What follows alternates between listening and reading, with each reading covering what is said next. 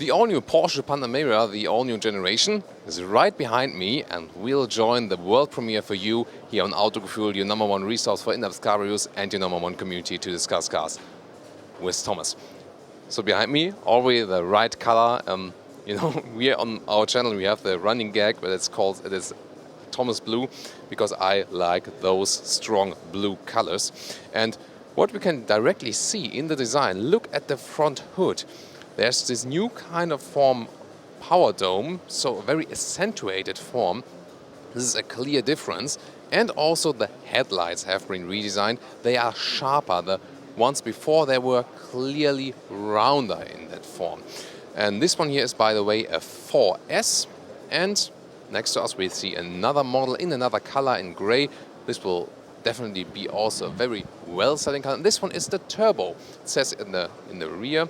And what you can also see in the rear, that the rear wing will be kind of split. It will have a very interesting opening process. We'll find out later if we can show you something of that. Turbo wheels there, of course, huge alloys with yellow contrasting brake calipers and 4 exhaust pipes for that amazing turbo sound. And then let's hop back for the 4S for a second. What we can also see here in the front, that this is the front camera, by the way, here.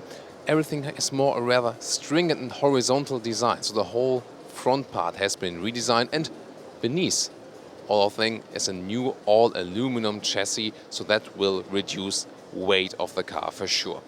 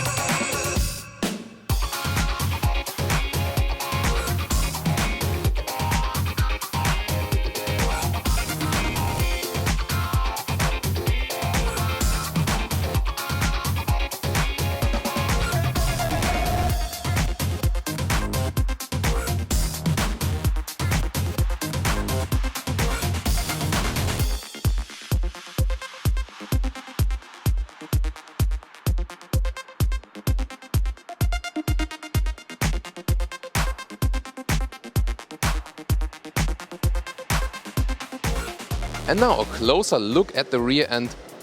The big change is more horizontally drawn tail lights, and then this light span here is followed all the way around, and that makes the car more aligned to, for example, also 911 or the box stuff.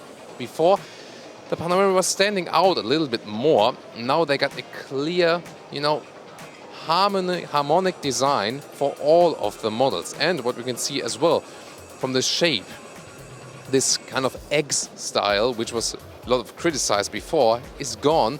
So it's more a floating line. Everything is more harmonic, definitely.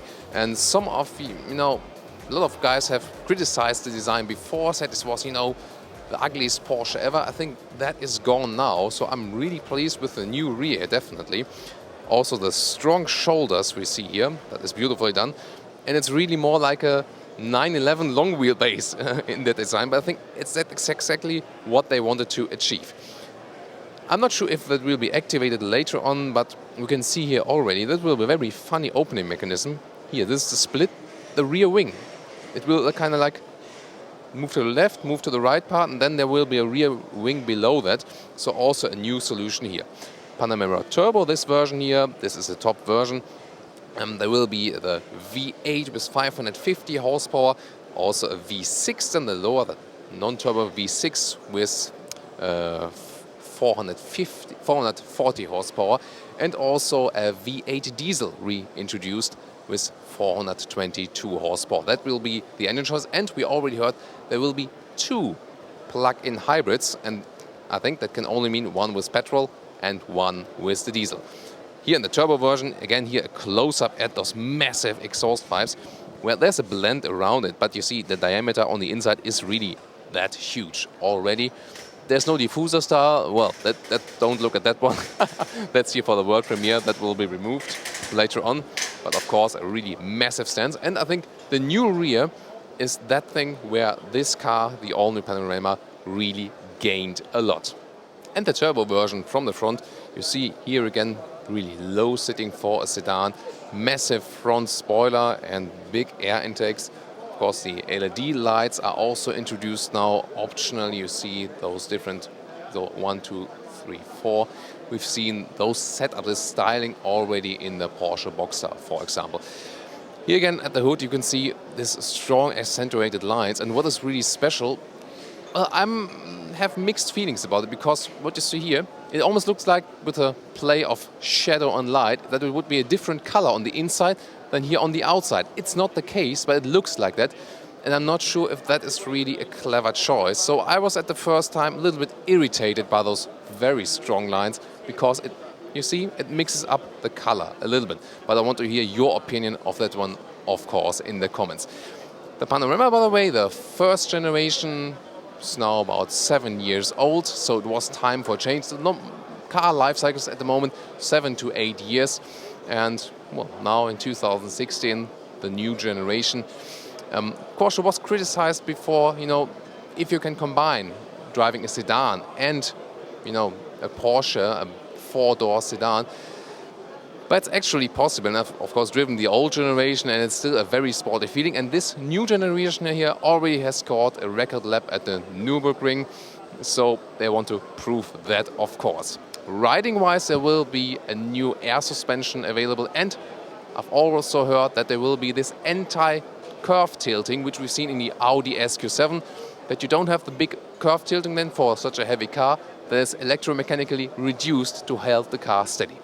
And we also want to take a look inside, of course. This is the hatch, and probably the most versatile and practical Porsche. High-class premium build quality, you can already see right here. And you can load some stuff in there, of course. Let's maybe look beneath here. This is all for battery storage and stuff, but no spare tire. This is a replacement tire repair kit here. And well, there is reasonable space for Porsche, definitely. But of course, you can't expect too much, because those very strong shoulders also reduce the space we have here inside. This cover here slides down automatically. It's placed on the hangers. And you see, it's a very wide opening, so you have to be aware of maybe a basement garage. You can maybe stop it before that, but overall, maybe not the best for very low-sitting garages if you want to open that rear hatch here. And let's maybe close it again. Let's see, and because here also the rear wing is folded up, but you can see here there's no split here in between of the non-turbo version. So this one is a different rear wing here, definitely. This one just slides up, and let's see later on if you can also compare it to those of the turbo. Also, you can see the activated lights now. See it right here. Also LED technology drawn all the way around. A very interesting light signature, 1, 2, 3 here when the brakes are hit, and it goes all the way until the other side. So a clever solution to stress the stance of this car on this road. And I would definitely pick it in this color here. Mounted on this 4S, the Panamera 4S, are those 21-inch wheels, of course optionally, but they're almost bigger than myself. Really huge stuff, and I like this old-school Spider design. What do you think about it? This is really my style. Coupe ending here, very beautiful, and I'll get inside for the first time here, and I'll start with the rear because, well, this is also a sedan that is about the rear.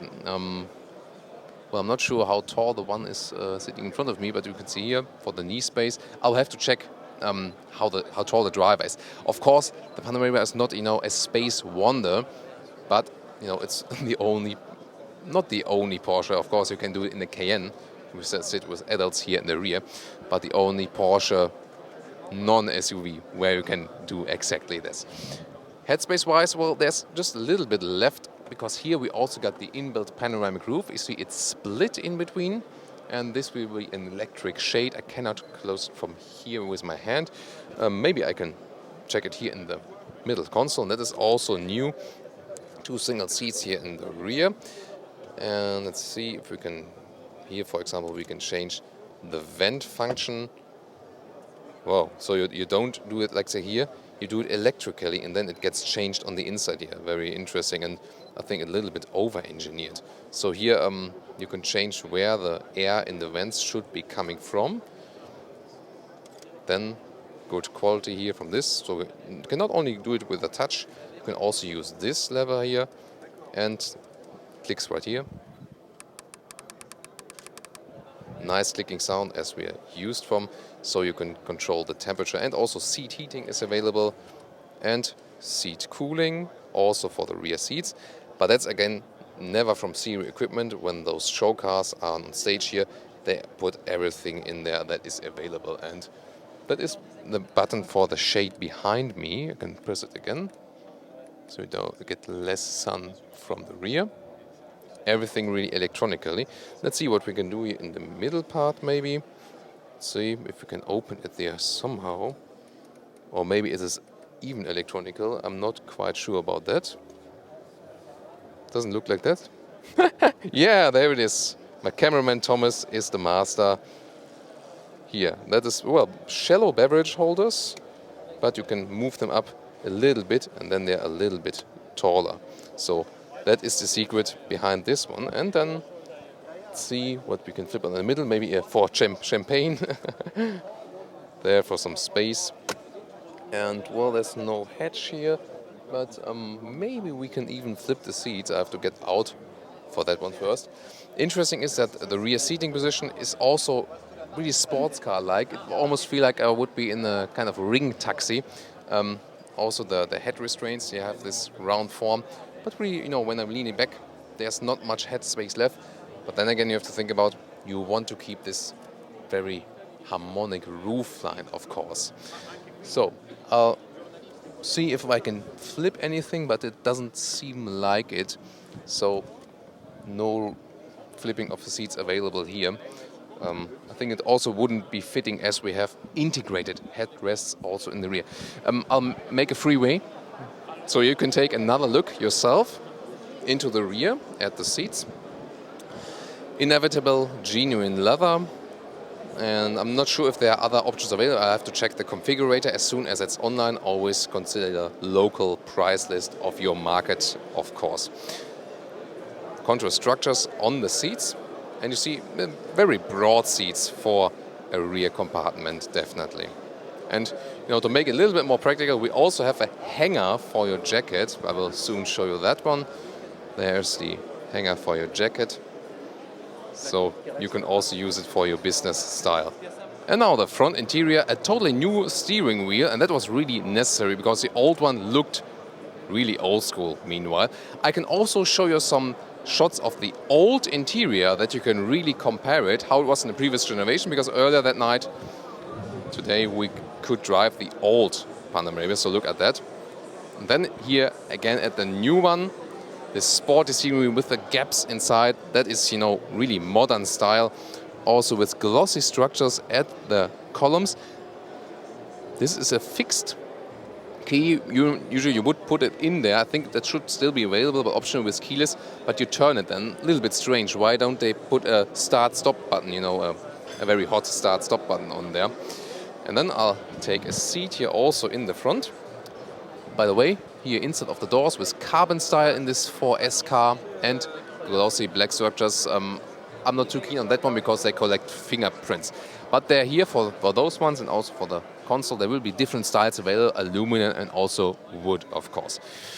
That's really a sporty cockpit, and just from the steering wheel you feel directly at home like in the other modern Porsche models. The screen now is a mix of analog and digital. That is also very interesting. See it right here. Those are all digital now. Some sport car freaks will not like that, but I'm pretty sure the serial version will also start with just analog gauges. We have to check that later also from when the prices and so on are all ready. View to the front, you don't see, you know, like the 911. The hood is not that accentuated as for the rear lights. But typical Porsche also, you got this analog clock here, covered. Nice oven, and you can test your lap times in there. So the new digital cockpit, it looks nice, definitely. If you fancy some digital cockpits, and it's really hot in here in this world premiere, definitely. But the RPM meter still in the central control. Then what else is really crucial? I think it was 14.5 inch, the totally new screen, and works also via touch then here. That is totally new, and you also got a satellite view and can control it like a smartphone. Well, it needs some processor time, I'm not sure. Maybe in later models it will also be a little bit faster. That is a view on top of Berlin, German capital. This is a really huge change. You've seen it also just in the other interior, how it would look like with definitely more buttons in the classic style. You will also be able to use voice control, and we also got this kind of app style then here. You can customize different apps for your, whichever ones you prefer. So it's not like it's always that way. You can really change also where and when to look at those different apps. Seating position in general, it's really a mix between being in a sports car and being in a sedan. So you have a sporty, low seating position. Of course, you can go a little bit higher, but then again, there's not so much headspace left, especially when the panoramic roof is mounted. So you have to be aware of that. But for me, 1.86 m or 6'1", when I got the seat at the lowest part, that is still perfectly fine. Cockpit overview now from this perspective, and I really like the new middle console with the new shifting lever, automatic 8-speed dual clutch transmission, PDK. This will be in all of the models. What I just don't like that much is this glossy black, because you see it will collect a lot of fingerprints. But again, then I like it has a clean design now. Here, this one here in the quilted structure, very clicky. But then again, all of that, to remove buttons, we have, just those fields. And when I press them, I also feel a little bit beneath the fingertips. So it gives you a little bit of feedback still, although there's no real button. That's an interesting idea to clean up the interior, but still, not to have to control everything with a touchscreen, but still, remain in control with those separate fields we have here.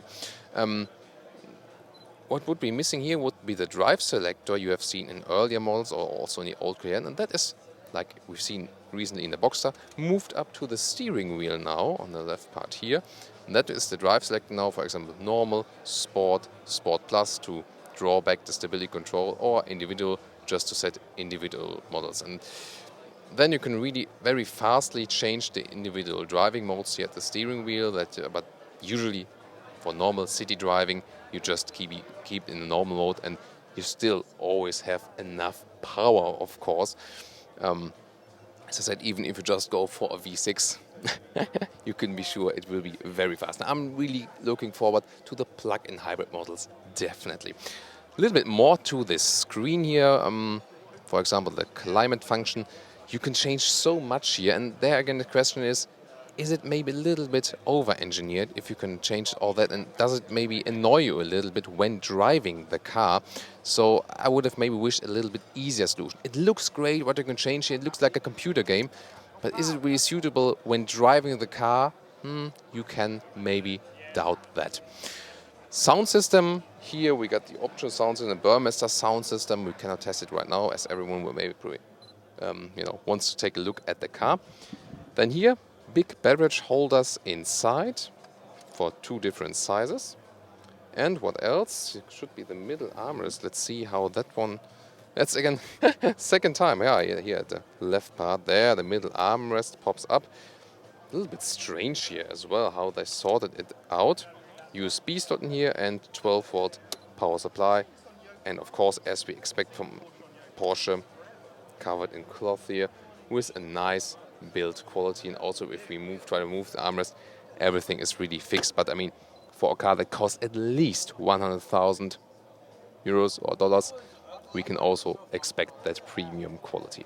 Now we're going to look at this side silhouette, and this has really been the main change. This window graphic has been changed. It's more really a floating line with the, Some say a coupe can only be a two-door. This is a four-door now, and I think it works because so far the side profile led to rather clumsy rear. Here they've really managed to make it more elegant. So I think side profile they have really done a very good job. And here, for example, also guest at this party, you can see him right here sitting in the car as well, is German actor Ralf Möller.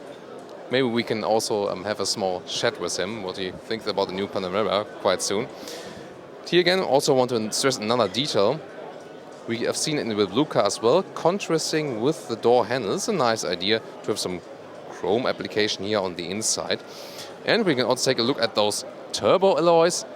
Again, 21-inch, but in a two-color scheme, outside and inside, and yellow brake calibrators, and those optional ceramic brake discs, really massive. And well, the good thing is, even if you don't use it for the racetrack, if you have the money, you should go for it, because then it saves you cleaning of the alloys, because those ones, they don't create this, very sticky braking dust. But well, that would be an investment at least for 8,000 euros plus then for those ceramic brakes.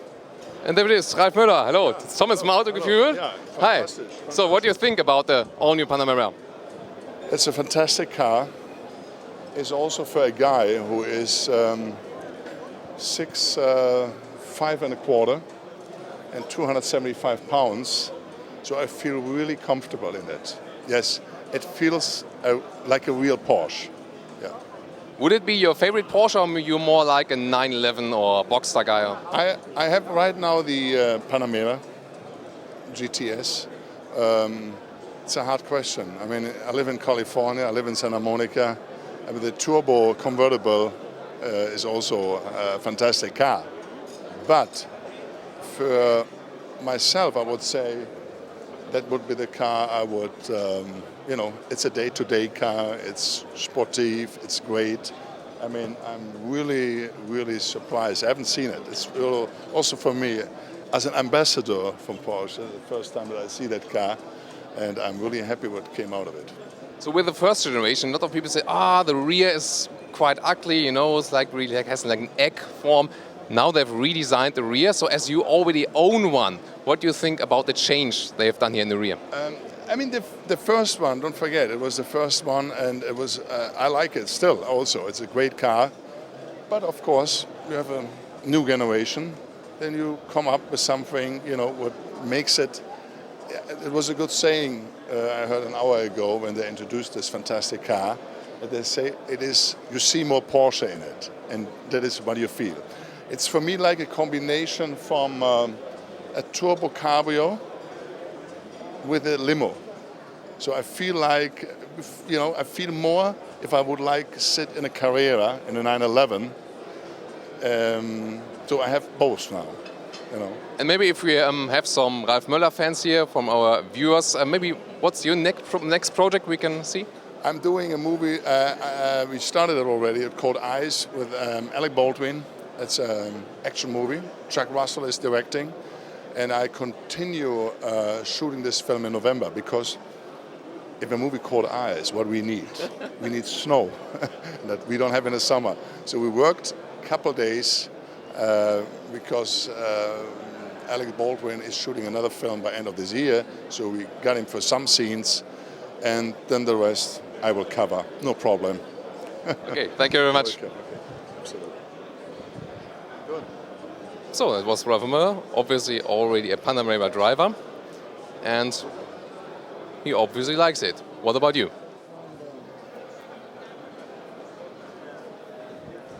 And there it is, the spectacular turbo wing. So it is a definitely other concept. Wow, it's really like a transformer, isn't it? Let's see if we can switch it off again. Colleague is helping me here. Therefore, you can also see how that split is, and it's really interesting that they have a different concept for the 4S wing and here for the turbo wing, definitely. There again, the view beneath it, really massive. And well, the reason for that is that the turbo wing is even broader than to create an even more massive downforce. For example, if you use it for Nürburgring record laps. And always very important with Porsche, looking underneath the hood. This is the V8 diesel, 4-liter V8 diesel S. So this one is also back in the Panamera. And see, it's a very interesting layout, how it's really fitted exactly in there. A beautiful work, definitely. And this one will have 422 horsepower. And as I've heard earlier, probably we'll also see a plug-in hybrid then for the diesel. So I'm really looking forward to that, definitely. And now to compare, we're hopping a little bit here and there, wherever there's space. This one here is now the top version, V8 Turbo 4-liter, 550 horsepower, and 3 seconds will be the acceleration figure from 0 to 100 kilometers or 0 to 60 miles an hour. And a great aluminum designer, so they really pay attention if you want to show that off to your friends, for example. So I really like what they've done with the engine design. Do you? And to show you another interior, this one is here now the turbo interior. You can of course pick different colors and trims as usual, and I usually like also the bright interior, but maybe I would go for like a Ralph Müller, the GTS version, as in the GTS you usually have Alcantara on the inside then. Here also a bright ceiling, that is another difference. Here Alcantara ceiling, so they can create very nice Alcantara ceilings, so that would also be a solution, of course, for other materials we see right here. And I can also take a seat here, if it's making any difference. But overall, well, I think the seats here have a little bit more side support. But you can also adjust them here. You see how many adjustments. Lumbar support, for example. Here then this is to change the side parts of the seats. Lower and upper, for example. Now I feel that you see the side shoulders are getting drawn towards a more sportier style. Wow, it continues and continues and continues. Even not finished yet. It feels like the seat is shrinking in size. And here again to release it, to have a little bit more space. And I think you can also see it on camera. And also here, for example, to lengthen the seating area. There it is. For tall drivers like me, that is also a rather relaxing ride, if there's anyone behind me. Because the test is still out there, what about the knee space? See if I go a little bit more. So that could be a driving situation for me. Maybe a little bit steeper, those sports seats. You see they also have a lot of shoulder support right here. That could be a driving position for me, maybe a little bit lower. Yeah, that could be it. And then if we soon then change to the rear again, then I can tell you more about what about the knee space, in a realistic surrounding. But you won't lack any comfort. However, you have to know, if you sit in this car, you always feel a little bit, caged in due to the seats as well. But, Porsche customers also expect it. So it's not this sedan where you have free moving space around you. You then immediately get this sporty feeling. That's also what Porsche approach to building this sedan is, or this 4-door coupe. By the way, you can also get a soft close for the door. I hold the microphone when closing it here. See, the last step was then drawn electronically and not by myself. Take another look at the infotainment screen. As I said, it's good that it's clean, also seamlessly integrated in the middle console. I liked it as for the visual part. Then again, the question is, do you want to play around with that stuff while driving? That I see, as a little bit of a problem. Colder, for example, also. You can click almost everywhere. Driving here, this is the way you can change the spoiler, for example. I'm not sure if there's someone maybe not doing it right now because maybe squish the finger of someone. Then suspension can be also adjusted here, as we have the optional air suspension that will play a role in that one as well. Sporty exhaust sound. You can also, it's nice because here the exhaust are illuminated then. That is really a nice feature they got there. So, and assistance systems, this one will also be stepped up. There's also now a traffic assistant available that helps you, with this partly autonomous driving. Porsche Active Save is, by the way, that you get warned when the sensor of the automatic cruise control realizes you're getting too close. But it's not, Porsche Active is not working in a way like an autonomous emergency brake. That is maybe also own Porsche philosophy, not to take some more of the driver. Here you can even from the front control the shade in the rear. Yeah, it's working, I can promise you, I've just checked it myself.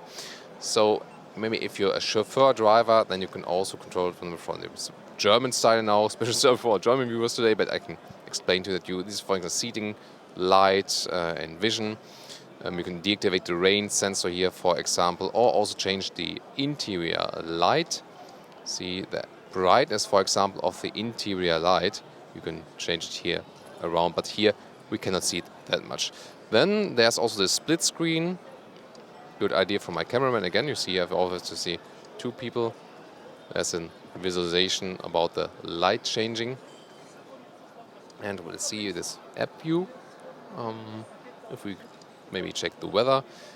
You always have to have internet connection for that, and at the moment outside it's 19 degrees, but here inside it's 26 degrees, so really hot job we're doing for you. And see, you can slide it again, see the next weather forecast for Berlin. So overall impressive infotainment system, but for the driver maybe better when driving autonomously. Here you can connect your Bluetooth phone, but there will also be a smartphone link with USB available. Then you can also use the smartphone integration directly for mirroring the smartphone.